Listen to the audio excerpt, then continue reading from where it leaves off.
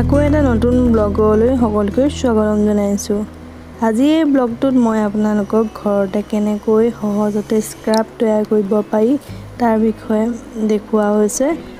আপোনালোকে পাৰ্লাৰ গৈ স্ক্ৰাব কৰিলেও এই ঘৰতে এইটো ব্যৱহাৰ কৰি চাব পাৰে। আপোনালোকে চাবচোন কেনেকুৱা পাই জনাব। আজি মই ঘৰতে যিটো স্ক্ৰাব বনাম সেই স্ক্ৰাবৰ বাবে এটা পকা কল, ওটছ আৰু গাখীৰ লাগিব। মই কেঁচা গাখীৰ লৈছোঁ।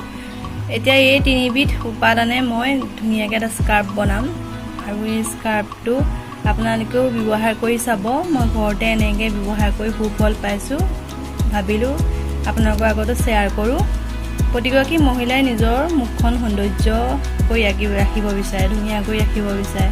গতিকে আমি পাউডাৰ গৈ স্ক্ৰাব কৰোঁ, কিন্তু ঘৰতে ধুনীয়াকৈ ব্যৱহাৰ কৰিব পাৰি।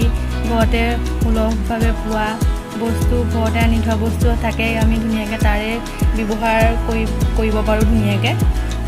আৰু সেই ফলস্বৰূপে মই আপোনালোকৰ আগতে এই স্ক্ৰাবটো শ্বেয়াৰ কৰিব বিচাৰিলোঁ। আৰু এই পকা কল, ওটছ আৰু গাখীৰ এই মিশ্ৰণ তিনিটা মই ধুনীয়াকৈ মিক্স কৰিম।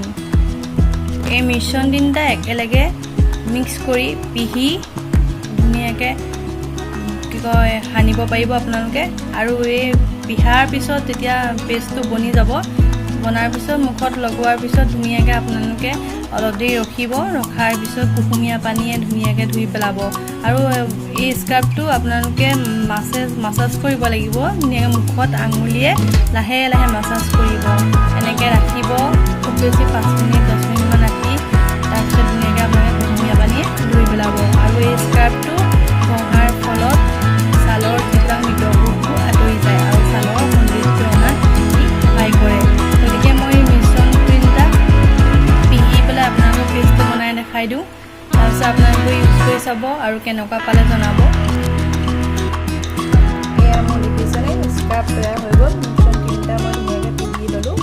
এতিয়া এই মিশ্ৰণটো মই মুখত ধুনীয়াকৈ এপ্লাই কৰিম আৰু এনেকৈ আঙুলি আপোনালোকে ধুনীয়াকৈ মাছাজ কৰিব আৰু মাছাজ কৰি ধুনীয়া পানীয়ে ধুই দিব।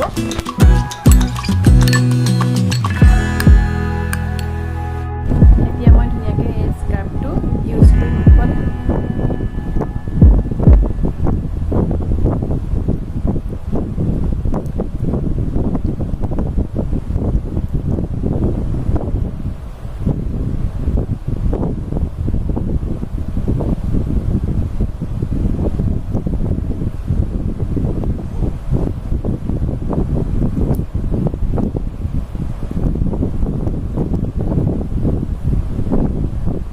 আপোনালোকে এনেকৈ স্ক্ৰাব কৰাৰ পিছত 5 মিনিট 10 মিনিটমান ৰখাৰ পিছত কুহুমীয়া পানী ধুনীয়াকৈ মুখখন ধুই পেলাব।